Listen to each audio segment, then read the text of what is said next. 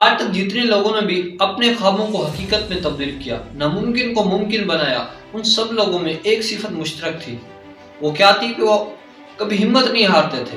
آپ ہمیشہ مثبت سوچیں، بہادر بنیں اور بلندی کی طرف دیکھیں۔ اگر آپ مثبت سوچ رکھیں گے تو مشکل وقت میں بھی ہمت سے کام لیں گے۔ بس اوقات انسان کی زندگی میں کچھ ایسے لمحات آ جاتے ہیں کہ انسان کے لیے زندگی کو گزارنا دشوار ہو جاتا ہے، ارادے کمزور پڑ جاتے ہیں اور ناکامی ہماری ہمت کو مسمار کر دیتی ہے۔